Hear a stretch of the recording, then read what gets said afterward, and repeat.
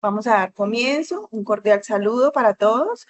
Mi nombre es Silvia Villamizar, psicóloga de la Coordinación Alumni de la Universidad Cooperativa de Colombia, Campus Bucaramanga.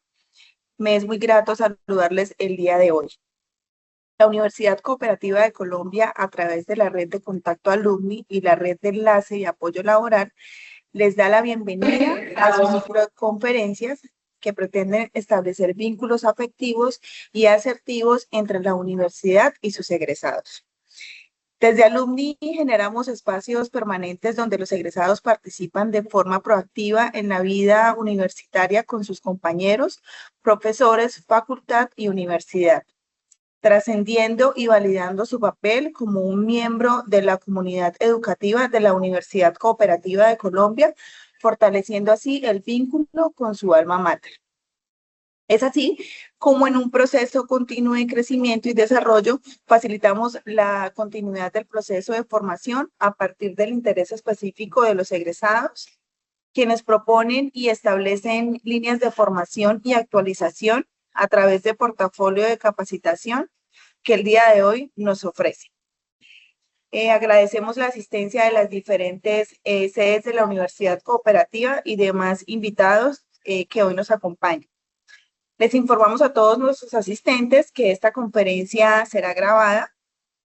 Las preguntas que surjan a lo largo de la conferencia serán atendidas por nuestra conferencista al final de la charla.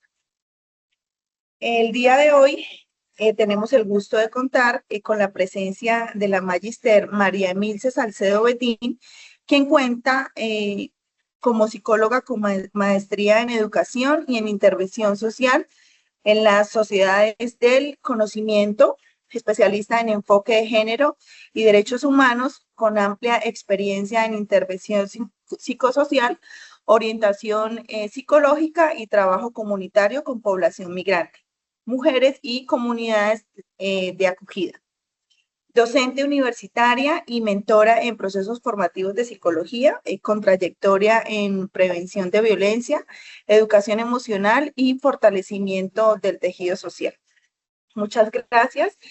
Adelante, querida María Mice. Bueno, buenas tardes, ¿cómo están? Gracias por la invitación.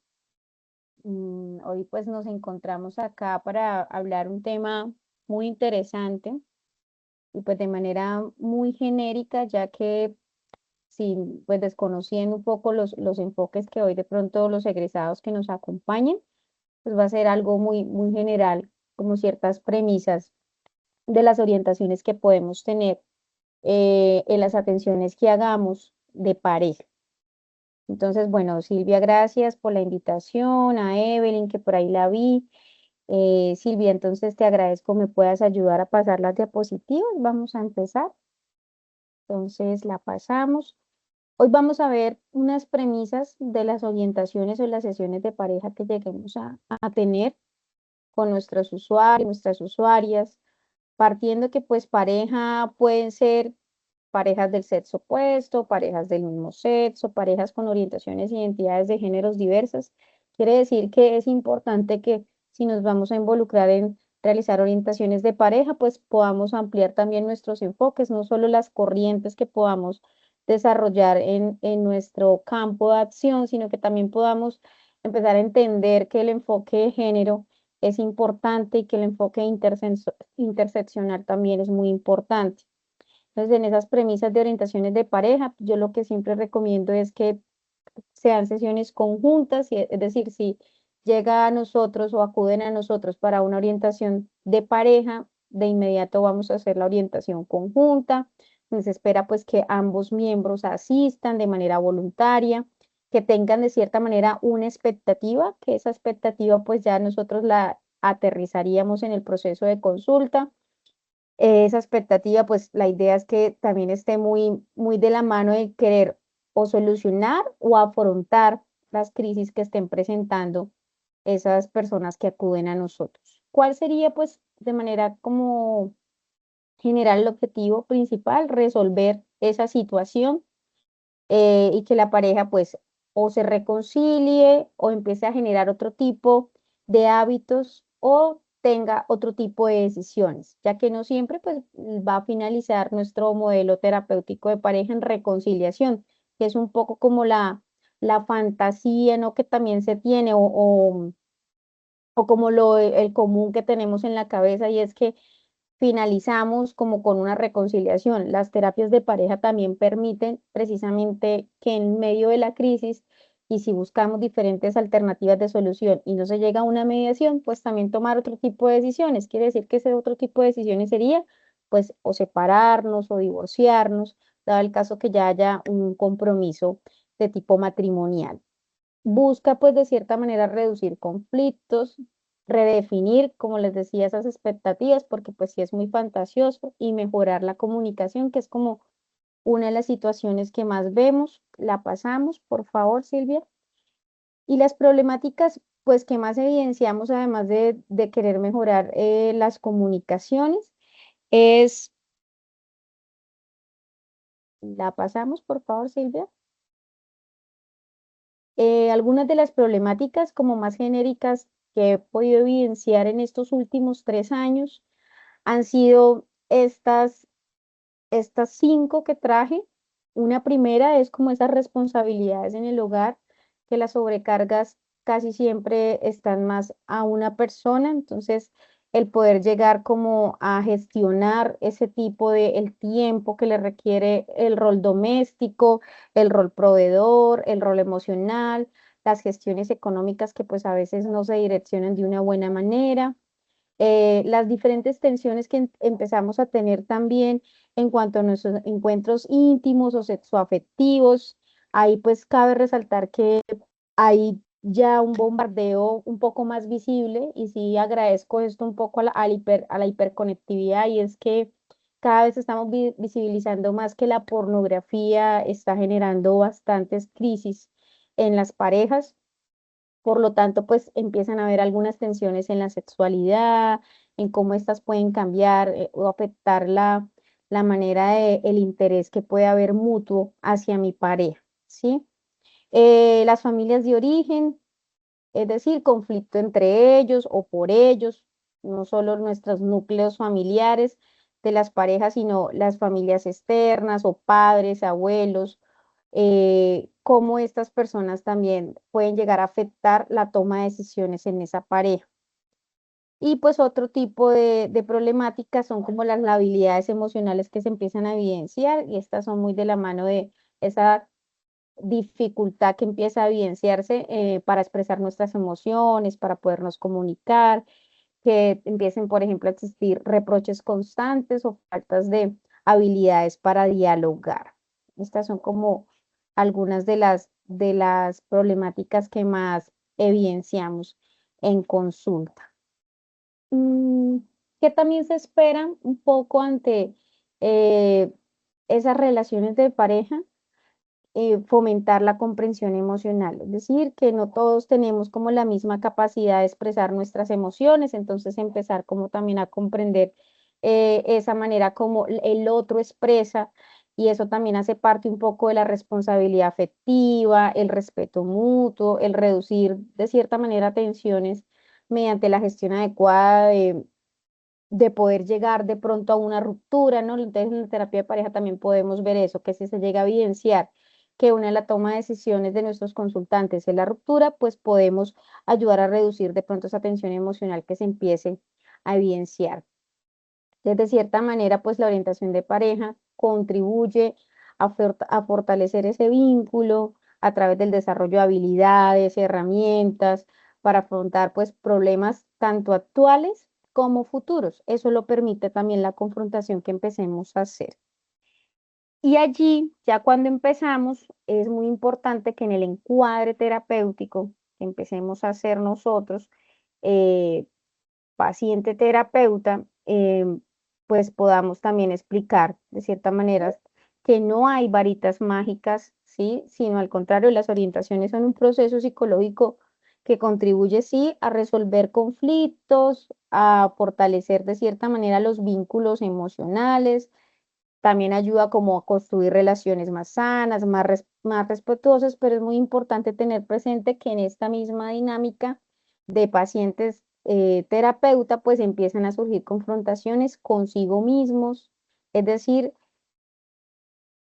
lo más sano que se podría hacer ahí es que no se aborde en el contexto de pareja, sino si empezamos a evidenciar que hay situaciones particularmente individuales, esto pues se recomendaría más que se trabaje en el tema individual y que focalicemos pues lo que se pueda trabajar ante el vínculo emocional que hay en la pareja que asiste. Cada pareja, pues en su plan, tiene un plan de intervención. Es muy importante que en el encuadre terapéutico también podamos hablar de eso. Y era lo que les hablaba al principio, y es tener un enfoque de género e interseccional permite que nos demos cuenta que todas las parejas son diferentes. Y me voy a un ejemplo como que en la pareja haya una persona afro, que haya una persona con una religión distinta, con una condición de discapacidad. Es decir, todo este tema de inclusión y de diversidad va mucho más allá de que la persona sea de pronto con una orientación e identidad de género diversa o que sea mujer y exista violencia de género, ¿no? Entonces el enfoque interseccional permite precisamente es ampliar todo el tema de diversidad e inclusión, y eso pues ayuda de cierta manera a tener un plan de intervención mucho más focalizado ante los consultantes que nos lleguen. Ya cuando exista este encuadre terapéutico, pues mi recomendación es que posteriormente a las primeras sesiones podamos empezar de una vez a establecer unos límites, ¿sí? Unos límites, unos acuerdos, como las reglas del juego que nos van a acompañar en este proceso terapéutico con la pareja, el tiempo, el lugar, los honorarios. Es muy importante que en este encuadre terapéutico quede muy claro que el proceso sea voluntario, que no esté una de las partes forzadas, que a veces sucede, y si esto sucede, pues realmente no va a funcionar, porque pues una de las partes no estaría como 100% como honesta o aterrizada en el proceso. Entonces, es importante que en este encuadre nosotros dejemos muy claro que es voluntario que asistan, que tengamos, si es de manera virtual o presencial, porque las dos maneras funcionan. Yo he tenido pacientes tanto en telepsicología como de manera presencial acá en Santander, es pues crearles un ambiente seguro, confidencial, ¿sí? Entonces, dar como unas pautas primordiales para que todas las sesiones como que eso ya quede acordado, que de pronto en esa mediación o en ese consentimiento que vayamos a firmar también quede muy claro esto. Y de cierta manera, ¿esto para qué nos ayuda? Pues para tener una visión clara y ahí empezar a definir como los objetivos, para qué estamos aquí, qué los hace venir acá. Es importante que cuando estemos guiando a esa pareja tengamos la claridad de cuál sería su motivo de consulta, y ahí ya empieza de cierta manera a ver ciertas disonancias comunicacionales, y eso es lo que va a permitir también que nosotros empecemos a guiar ese malestar emocional que no se ha resuelto. Bueno, entonces en esas primeras sesiones mm, muchas cosas pueden pasar, pero para mí es primordial que empecemos a orientar estas 5 cositas. Los límites que son pues de verdad netamente como personales, negociables, y a veces como que tendemos a confundirlos, y por eso es que entramos en las discusiones las parejas, y es que los negociamos, y lo que se podría negociar son los acuerdos. Los acuerdos sí es algo que yo pacto, que yo medio con mi pareja. Los límites ya es algo muy personal, algo que pues yo no estoy dispuesta a negociar. Un ejemplo tan sencillo como que no me gusta que la persona fume cigarrillo, y me involucro con personas que fumen cigarrillo. Y es algo que yo pues no voy a negociar, ¿sí? O no me gustan las personas que bailen, y yo me meto con una persona que el baile es fundamental en su vida. Entonces, como que sí es muy importante que empecemos a evidenciar qué podemos flexibilizar, porque van a haber límites que uno diga, no, esto lo puedo negociar, o sea, no se va a quedar en un límite. Y hay cosas que realmente de pronto de acuerdo a los rasgos personales individuales, a la manera de vivir, de los hábitos y demás, pues si yo no los voy a negociar, la idea es que también entre yo en un diálogo interno a mirar qué puedo hacer. Las sesiones de pareja también permiten unas confrontaciones, y la idea es que siempre vayan como de la mano de la honestidad, ¿no? ahí permite también que ellos evidencien situaciones que para el otro realmente son importantes y nunca las habíamos evidenciado. Entonces, el que haya un acompañamiento terapéutico también permite eso, que uno empiece a evidenciar cosas que pues de pronto antes nunca le había prestado atención. Las líneas de vida, ahí permite también ver hasta qué punto sí tenemos cosas en común. El tema de los hijos, por ejemplo. Entonces, si una persona está netamente conflictuada o ya tomó la decisión y la otra persona está entusiasmada en que ya casi vamos a tener hijos, entonces cosas que uno dice se podrían negociar en las líneas de vida o en los proyectos de vida que tengamos, es muy importante que también en esos objetivos terapéuticos nosotros los podamos orientar. Bueno, aquí un poco el tema de que a veces decimos que las críticas no son buenas. Particularmente lo que yo recomiendo con las sesiones de pareja es que, bueno, si hacemos parte, si esa persona me conoce, que aunque es mi responsabilidad las mejorías de mi forma de ser y demás, el otro también, el que me acompaña, el que es mi compañero afectivo, puede ayudarme en mi crecimiento personal. Entonces, cuando uno ve las relaciones de una mirada mucho más consciente, hay una madurez emocional, empieza uno a entender que el amor también se trata de apagar tus necesidades para mantener la paz. No es eso, sino más bien de poder colaborar para crear que de cierta manera las dos personas se potencien, ¿no? Las dos personalidades potencien en vez de opacarse una o que la paz de una persona esté opacada. Por tanto, quiere decir que la crítica, las inseguridades que a veces tenemos ante esas confrontaciones que se empiezan a dar con los consultantes, hay que tomarlas también como una herramienta terapéutica y nos puede ayudar de cierta manera a brindarles ayudarles como a estabilizar particularidades de la autoestima. Entonces, claro, no le estamos haciendo sesiones individuales, pero estas confrontaciones ante las inseguridades nos pueden ayudar a poder aterrizar eso. Y la persona también ya empieza a cuestionarse, hay cosas que entonces de manera individual yo no he podido trabajar. Eso también lo permite la confrontación. La vamos a pasar, vamos a ver un videíto quiero que lo veamos muy desde la mano de cómo nosotros también podemos ayudar a mitigar los riesgos, pero identificándolos de primera mano. Porque a veces lo que hacemos también es como invisibilizarlos, normalizarlos o naturalizarlos.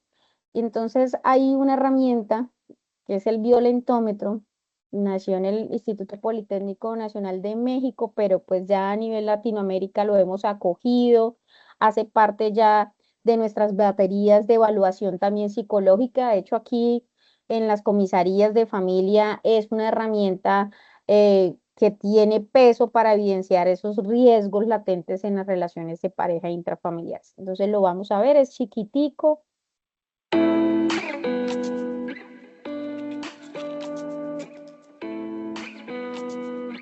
Violentómetro. ¿Sabes si vives violencia en alguna de tus relaciones? Es posible que estés siendo víctima de violencia y no te has dado cuenta. El violentómetro es una herramienta que el IPN diseñó para visualizar las diferentes manifestaciones de violencia que se encuentran ocultas en la vida cotidiana y que muchas veces se confunden o desconocen. Se divide en 3 escalas o niveles de diferentes colores y cada uno corresponde a una situación de alerta o foco rojo. Ten cuidado, la violencia aumentará. Bromas hirientes. Chantajear. Mentir, engañar. Ignorar, ley del hielo. Celar. Acechar, estoquear en redes sociales. Culpabilizar. Descalificar. Ridiculizar, ofender. Humillar en público. Reacciona, no te dejes destruir. Intimidar, amenazar. Controlar, prohibir. Destruir artículos personales. Manosear. Caricias agresivas. Golpear, jugando. Pellizcar, arañar. Empujar, jalonear. Cachetear, patear. Necesitas ayuda profesional. Encerrar, aislar. Sextorsión. Amenazar con objetos o armas. Difundir contenido íntimo sin consentimiento por medios digitales. Amenazar de muerte. Forzar a una relación sexual. Abuso sexual. Violar. Mutilar. Asesinar. No permitas ningún tipo de violencia. Pintemos el mundo de naranja. Es una manera simbólica de empezar a hablar del 25N, ¿no? Que es el Día Internacional de la Violencia, de sancionar y prevenir la violencia hacia la mujer o así, o de género, todo tipo de violencia. Pues hay unas leyes, unas normativas que hacen parte pues también de el empezar a reaccionar antes, ¿sí? Las famosas red flags, las famosas señales de alerta nos permiten un poco empezar a entender que hay varias situaciones que nos pueden alertar o alarmar. Entonces, en consulta podemos, con algo tan sencillo como esta batería, que es el violentómetro, es pues una batería muy sencilla, entenderlo, lo podemos encontrar por internet. Como les decía, sí, surgió en México, pero pues ya está avalado para poderlo trabajar nosotros en consulta. Y de cierta manera el empezar a través de también esos como ejemplos cotidianos, que ellos puedan en consultarnos como ejemplos de qué sucede, de qué creen que es violencia y qué no, puede ayudarnos a identificar el riesgo, porque es que a veces es desinformación, desconocimiento, también pues las crianzas con las cuales vengamos, y son unas crianzas negligentes, violentas, ausentes de pronto de algunas figuras o figuras de autoridad, o el entender que pues comúnmente los roles domésticos son para mujeres, o sea, cosas que uno diría son sencillas, pero si uno no las aterriza en consulta, pues cómo podemos también ayudarles a confrontar que hay alertas rojas, que hay banderitas las cuales se puede empezar a trabajar en el día a día. Algo como la resolución de conflictos es una habilidad social avanzada, es decir, primero tenemos que pasar por otras para llegar a la resolución de conflictos. Em, el poder reconocer realmente qué está pasando y qué está afectando la relación, que a veces dejamos pasar mucho tiempo y llegamos a consulta de pareja como vengo a que usted me solucione lo que está pasando en casa, y puede ser que estemos en una alerta alta, ¿sí?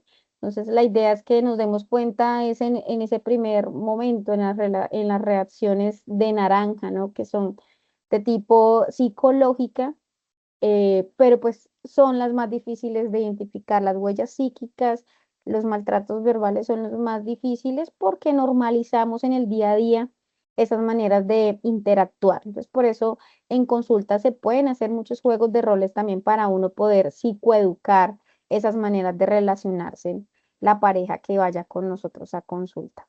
Y ahora pues en consulta también es interesante que hagamos un poco los reconocimientos también de esas interacciones que pueden ser pues beneficiosas, ¿sí? Que pueden ser eh, llamadas a trabajar en equipo, al poder tener unas dinámicas mucho más sanas, mucho más tranquilas. Y, y aquí también un llamado a cómo está ese trabajo colaborativo de nuestras parejas consultantes, que también no sabemos a veces como que el trabajo en equipo se puede resumir como proveedor económico y la otra persona se queda en casa haciendo todas las labores. Y resulta que pues hacer todas las labores también es como un trabajo de 24/7, que se ha vuelto una de las problemáticas que no nos damos cuenta en el primer momento, que es el motivo de consulta, pero ya en las sesiones conjuntas uno empieza a evidenciar. Entonces, el reconocimiento de lo que sirve, de lo que es sano en la relación, permite ver los sentires del otro, permite ver las acciones sanas del otro, es decir, a reconocer que el otro existe y qué está haciendo también o en qué está trabajando para sostener de manera sana la relación. Entonces, ahí el que nosotros aterricemos en consulta eso, pues permite también fortalecer y visibilizar en su cotidianidad, una vez salgan de consulta o salgan de la sesión virtual, que se queden también siendo más conscientes de poder dentro de la cotidianidad, de poder dentro de también esos gestos de ternura, esos gestos que también las parejas dicen a veces es una bobada, pues que aquí en consulta nada sea bobada, que todo sea bienvenido también a hablarlo, a explicarlo, para que la corresponsabilidad en casa pues cada vez sea más normalizada, más natural, ¿sí? Eliminar también de pronto la palabra ayuda, que eso pues no es que ayudemos, ¿no? Es un trabajo en equipo, empezar como a hablar más en eso, en un trabajo de cooperación, un trabajo, somos coequiperos, eres mi compañero, eres mi compañera, ¿sí? Los dos hacemos parte de mantener esto que estamos creando, sea un noviazgo o mantener este hogar que se está solidificando, ¿sí? Una cosa es tener una familia, a otra cosa es tener herramientas sanas que son las que realmente construyen la palabra hogar. Y ahí es también muy importante aterrizar estos temas de coequiperos y de balancear las relaciones, y es porque estamos muy bombardeados de TikTok, de los Reels, de Instagram, bueno, de todo esto, este panorama de la hiperconectividad, y entonces ya hacen ellos mismos como un checklist de qué está bien y qué está no. Entonces, por eso también es muy bueno que en terapia eso que creen que está medianamente sano, porque los reels y las redes sociales se los dice, es mejor que lo aterricemos para poder co-crear como otro tipo de narrativas de las cuales llegan a consulta. Muy importante el tema de cada vez que nos lleguen a consulta hombres, ¿sí? Sean parejas, sea de manera individual, pues que hablemos sobre la importancia de validar las emociones. ¿Por qué? Pues porque el ir a consulta pues también sigue siendo un poco estigmatizado, el tema de la salud mental, el que el hombre llore, el que el hombre sea sensible, el que el hombre sea humanizado, el que exprese. De pronto el tema de la crianza no tanto, el que cuide sus hijos, pero el tema de expresar y validar lo que siente, lo que le angustia, sí sigue siendo un poco tabú. Entonces, que cada vez podamos generar ahí como que esas acciones son sanas, que validan al otro, em, que no nos estamos sacrificando por nuestras parejas, sino al contrario, estamos co-creando juntos soluciones que nos van a servir a los dos vamos a salir adelante, así sea uno el que exprese más, así sea uno el que haya buscado la consulta, es un beneficio para las dos partes, para las dos personas que nos llegan a consultar de manera de pareja. Ahí las invitaciones siempre a no camuflar, a no reprimir, a invitar siempre a que este paso hace parte del autocuidado emocional, que esos autocuidados emocionales pues son valiosos, nos pueden acompañar independientemente de lo que vaya a suceder, pero entre más seamos sinceros en las consultas, que esa es otra cosa que pasa, que a veces en las primeras sesiones pues no decimos los motivos de consulta que son, por vergüenza, por pena. Entonces, por eso es tan importante el encuadre terapéutico, que ellos evidencien que hay un espacio agradable, un espacio ameno, donde pues va a ser por ética profesional, todo va a quedar en consulta. A veces este tema sexoafectivo y tanto bombardeo de cómo vivir la sexualidad, hay personas pues que viven sexualidades diversas o tienen atracciones distintas, ¿no? Y creen que pues el ir a contarle a otra persona va a ser complejo, pero pues cómo también les ayudamos si no nos brindan las herramientas. Entonces siempre que esa confrontación esté muy de la mano de la honestidad, de ese diálogo honesto también para nosotros los terapeutas. Em, en la consulta, pues nos vamos a dar cuenta o les vamos a ayudar a que se den cuenta más bien, es a comenzar a evidenciar la falta de reconocimiento de sí mismos, ¿sí? Cuando van a terapia de pareja, se confrontan mucho consigo mismos. Quiere decir que hay sentires propios, pues que no se han podido resolver, ¿sí? Que algunas de las problemáticas que nos nombran en un principio traen, pues, problemáticas individuales. Entonces, ahí se les invita a asistir a consulta, ¿sí? A que puedan también, a través de pronto unas orientaciones individuales, ¿qué se puede hacer? Se puede pausar, se puede dejar algunos, pues yo no les llamo tareas, yo les llamo recomendaciones, desafíos, retos, como unas palabras más amenas, porque a veces como que la tarea genera un cierto grado de ansiedad a los consultantes.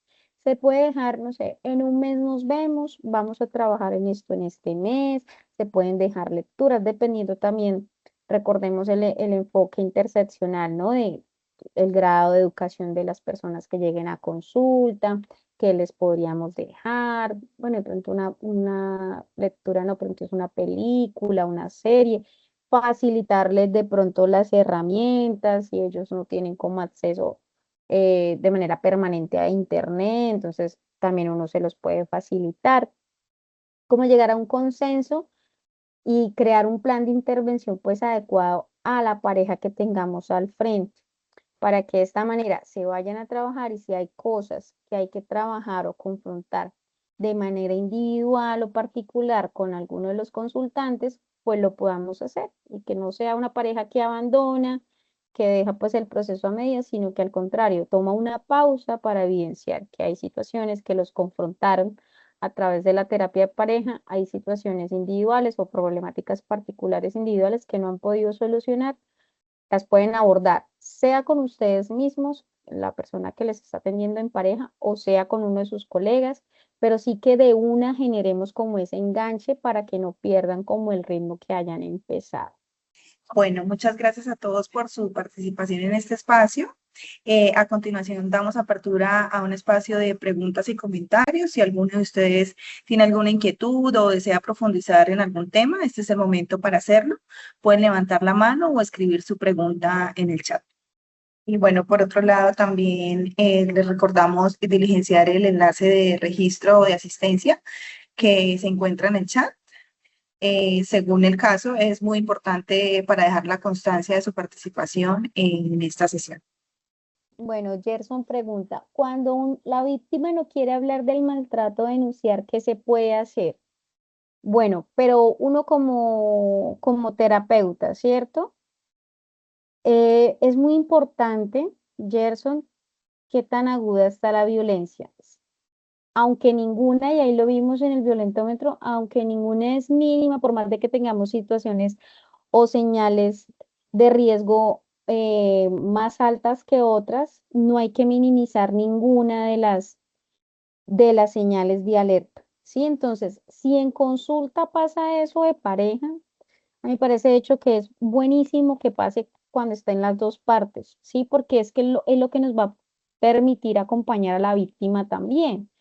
Si esta persona, de hecho, quiere seguir con esta víctima, con esta victimario, pues es lo que nos va a ayudar a de pronto guiarlos mejor. Entonces, que en esa confrontación honesta que yo les decía que tengamos con los consultantes, aterricemos que eso es violencia, ¿sí? Porque a veces también queda como que es que yo soy así o es que yo fui criado con esas conductas machistas, patriarcales, pero si nosotros lo dejamos, bueno, sí,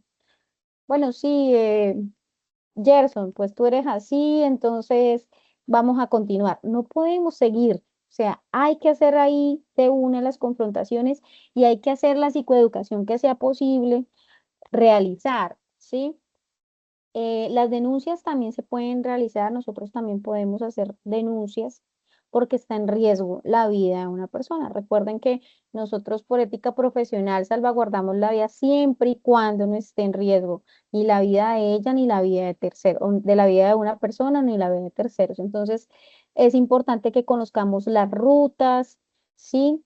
Si tú sabes dónde se mueve, si vive en Bucaramanga, si vive en Florida, dependiendo de dónde viva, si vive por fuera, como que le ayudemos también en ese proceso de sensibilización a identificar qué redes de apoyo tiene cercanas, institucionalmente hablando, y redes de apoyo también ante amistades, familiares.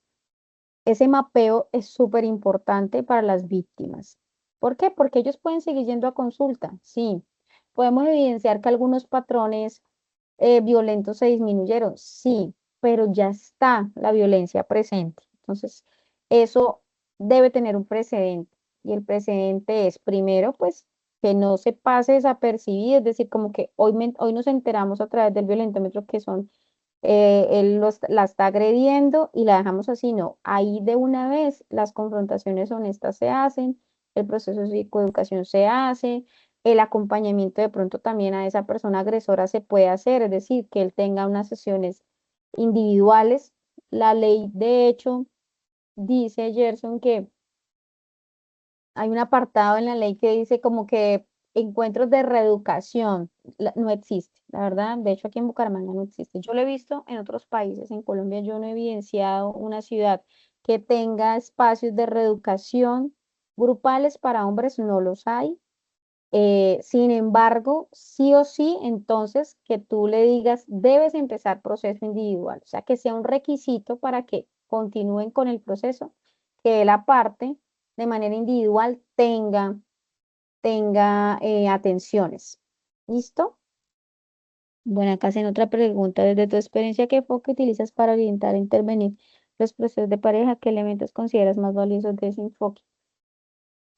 Yo recomiendo mucho em, la sistémica y recomiendo el cognitivo-conductual, pues partiendo de que si queremos también resignificar, modificar ciertos patrones de conducta y cognitivamente, como también racionalmente hemos evidenciado esos patrones violentos o insanos, pero cuando decimos insanos van de la mano de la violencia, nos ayuda también a resignificar, como les decía, reconocimiento de esas áreas sanas que de pronto hayan, que existan, nos puede ayudar y la sistémica pues nos ayuda a acompañarles a esa pareja a construir otras maneras de relacionarse, a co-crear también ellos mismos esos relatos que tienen de pareja.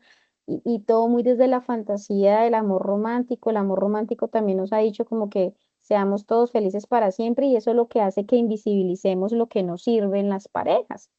Entonces, claro, sí, podemos ser felices, pero visibilicemos lo que de pronto está haciéndonos daño. Entonces, esos dos enfoques, pues yo los recomiendo como para las sesiones de pareja, las sesiones familiares. Bueno, finalmente, para concluir la jornada, queremos expresar nuestro agradecimiento institucional a la doctora María Mincel Salcedo por su valiosa intervención y por el tiempo que dedicó a compartir sus conocimientos con nosotros. De igual manera, extendemos un reconocimiento a todos los participantes por su asistencia activa, su interés y su disposición durante este espacio. Entonces, ya con esto damos por finalizada oficialmente la sesión y procedemos al cierre de la grabación. Muchas gracias, doctora. Gracias a ti por la invitación. Buenas noches. Con todo gusto. Chao. Bueno, muchas gracias. Hasta luego.